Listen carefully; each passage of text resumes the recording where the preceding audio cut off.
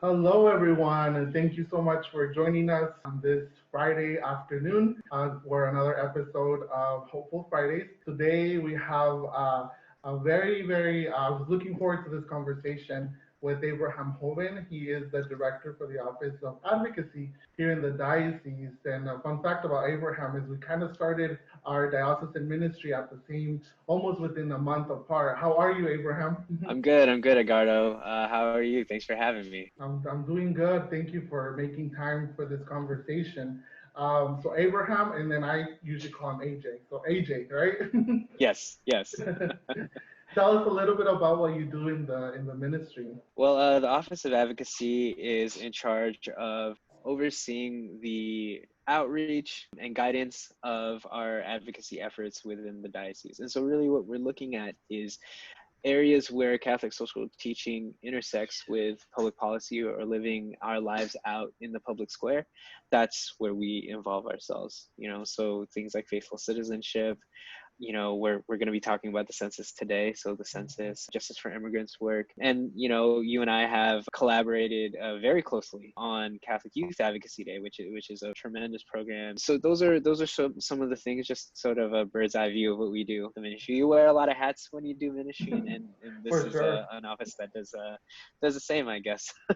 Yeah, no, for sure. I'm excited that you're here. And Youth Advocacy Day has been one of the highlights of my experience working with the diocese because the fact that you guide other young people into discovering that they have a voice and that their voice is very important and that they should speak up and talk about, the issues that are happening in their community really energizes me and it brings a lot of hope for the future of our church and of our nation.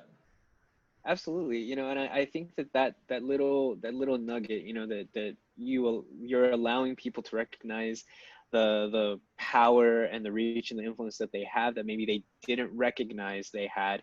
That's important to me. And when we're talking about the census, that's an example of a way that you can leverage power that maybe you didn't realize you had.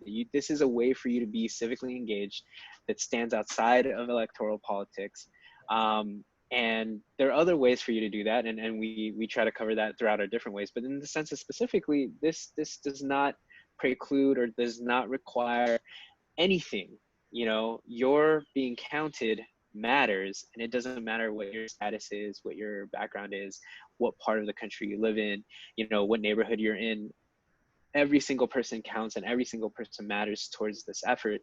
And that's a way for you to directly be involved. And so I think that sort of running that theme back, of making sure that people are aware of the ways in which they're empowered and that they have power and the ability to sort of influence and move things in their communities. That's an important part of our ministry. And I feel like doing census work and outreach is a part of that. Yeah, and I think it's important to kind of share with the young people that are joining us this afternoon to kind of talk a little bit about what is the census and why is it so important, especially now and especially here in San Bernardino and Riverside counties. Why is it so important? So I have a little quick video on the census that will kind of play that, and then after we can talk a bit more. Beginning in March, the U.S. Census Bureau will invite households across the country to participate in the 2020 census. But what is the census? Simply put, the census is a head count of every person living in the United States.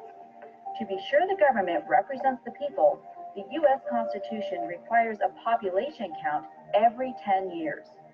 Ever since 1790, the census has determined the number of seats each state receives in the U.S. House of Representatives.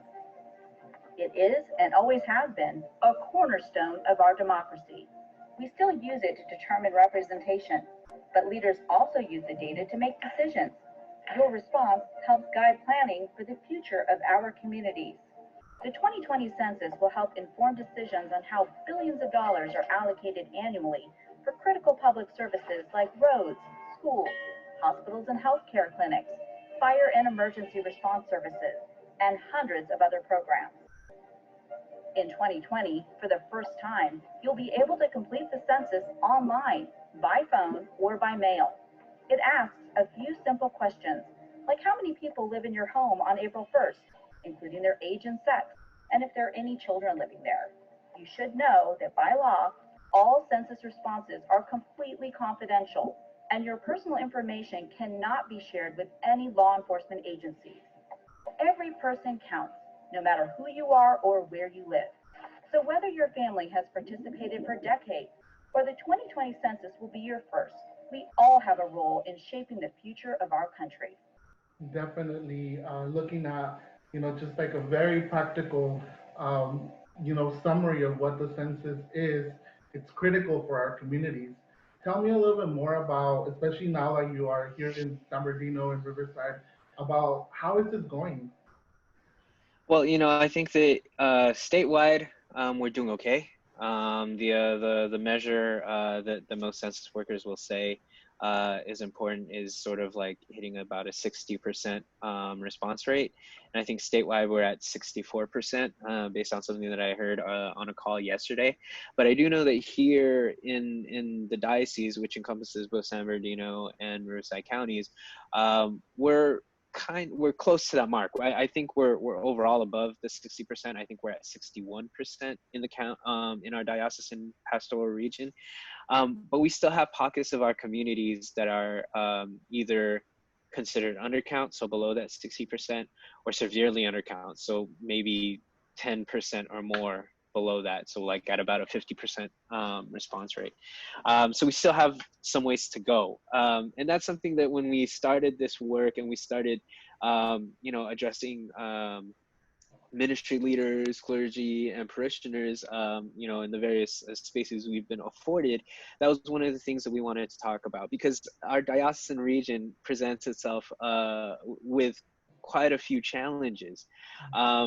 The map of what the census considers hard to count covers almost the entire diocesan pastoral region. Like no place is exempt from this, right? Like when I started doing this work, I think that one of the things that maybe was kind of obvious, or to most people, that might ask themselves, well, what's a hard to count region within the pastoral area? They might start to think like, oh, well, you go out to the desert. You've got Joshua Tree National Park, you've got the Mojave Desert. And then you've got these outlying communities that are kind of rural and a little bit spaced out. That's got to be hard to count, right? Yeah, that makes a little bit of sense. But what I don't think a lot of folks realize is that based on demographics, and so not just like, geographic issues, but demographic response rates, even our closely knit, very accessible urban areas are considered hard to count. When I made this presentation at the Combined Vicariate, I said if you step outside of the pastoral center, that's all considered hard to count. Did it take anyone a hard time is it hard to get to the pastoral center in terms of like being like an outlying region? No, we're in the heart of a city, and yet that immediate space is considered hard to count. I did a lot of ministry work in Rancho Cucamonga and over at St. Peter and St. Paul, and I'm familiar with Sacred Heart in Rancho because they're neighboring parishes, right? If you moved just like 3 blocks east of Sacred Heart Parish, that's considered hard to count. Sacred Heart Parish is right by the 210 freeway. It's right next to the Victoria Gardens. Is that hard to get to? No, it's not.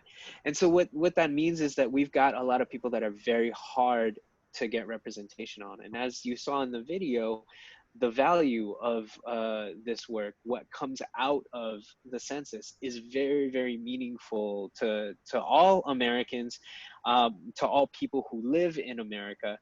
And that's why it's so vital to get an accurate count. One of the things that we recognize here within our pastoral region is that our counties tend to be underserved and underfunded in a lot of places. There are a lot of places that are obviously very wealthy, well-to-do, but there are a lot of places that are not.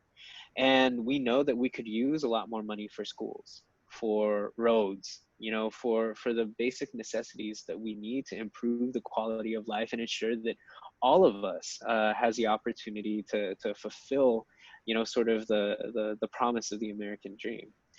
And I think that the census is one way for us to be able to do that. Not just, you know, the underfunding, also how little is our voice heard in the halls of Congress. If we're being undercounted, and we know that the apportionment of legislative seats in the US House of Representatives is drawn from the census, then we're quite literally losing influence on, you know, the lawmaking and the decision making here in our country. And that's something that everyone can take part in. Everyone is able to do. Everyone is allowed to do. And then, you know, going back to faithful citizenship, we are encouraged by the church to involve ourselves in this way.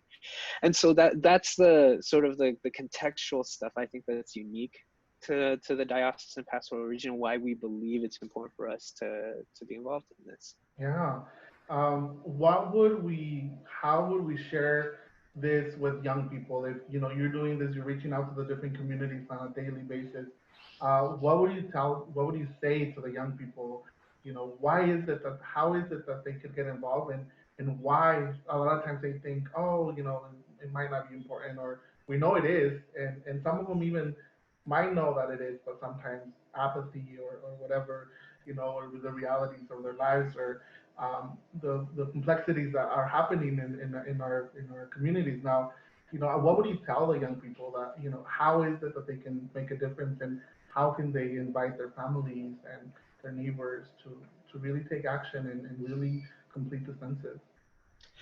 You know, I think it's a few things there. The first thing that I might start with is that I'd like to highlight again that unlike electoral politics, your mere response moves the needle. Mm-hmm. You know, and it's a practical and you know, tangible way that it moves the needle.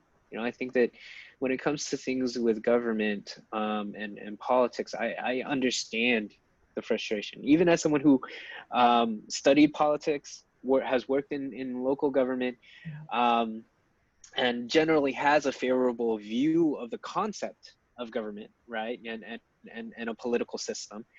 Um, I understand where the frustration comes from when it comes to sort of apathy that builds out of disappointments in the electoral process. The census is not that. You respond, your vote, or not your vote, your response immediately affects, you know, apportionment of federal seats, funding for your communities, and then also, you know, like just a better idea of the makeup of our country. So, Right. you know, if we believe that our laws, our institutions are supposed to represent the people, this is a way for us to ensure that they represent the people, that our power structures, that our conceptions of what American legal juris means is reflected in us, that we are it. Another thing that I would say is that, again, unlike the electoral process, there is no need for homework. You're quite literally just answering questions. And some of these questions may feel a bit personal, because these are things that we don't normally ask ourselves. How many people live in your household? Median income, your ethnic background, those kinds of things, those feel a little bit personal. But things that I want to highlight when it comes to that is that, again, those are important for us to figure out what the country looks like and how we can best serve each other. And then also that, as the video indicated, those answers are supposed to be kept within only the census, for use for the census, and are not tied to any other agencies. That's important for us to know.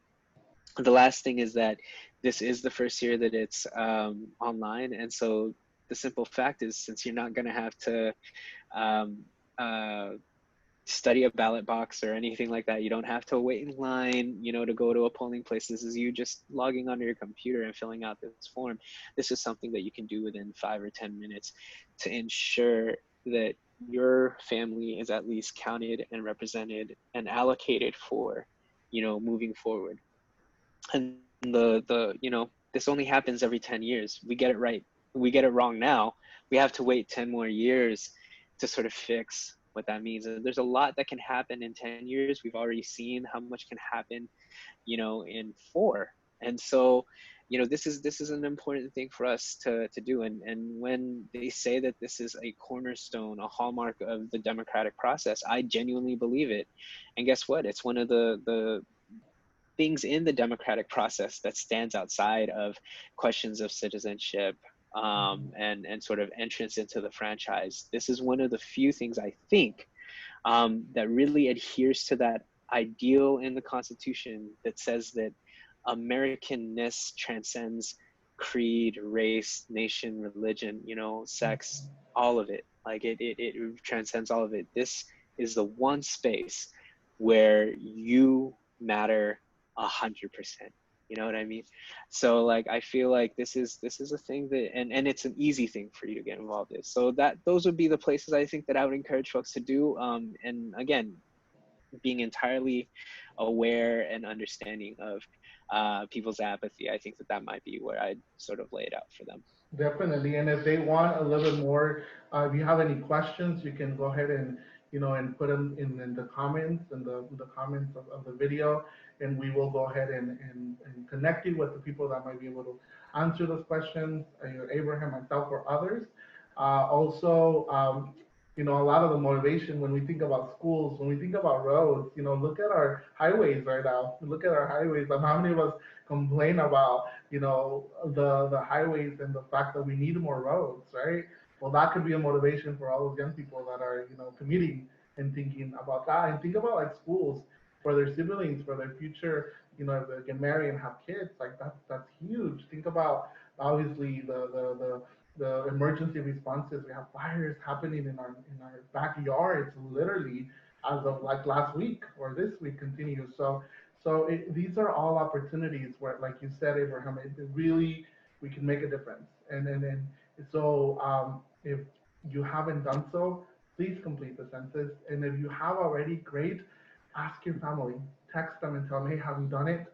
Have you completed the census already? If not, here is how to do it. Please do so. If they need help, walk them through the questions, and then engage in that with them, because this is truly you taking your voice, your power, and your role, as a young person that is trying to impact this world, about our faith as well, leading with our faith. It's just, this is something that it's practical and you're able to do. Abraham, thank you for the conversation. Thank you for being here. I look forward to collaborating with you and the ministry, in the year ahead. It's always good to talk to you. Thank you. Thank you for having me, Edgardo. Looking forward to collaborating some more. Alrighty, thanks for everyone that participated and that is joining our Hopeful Fridays. Remember, this space is for young people in their communities that are making an impact, that are putting their faith in action. If you know any young person, let us know, send us a message. We would love to talk to them. Have a good afternoon.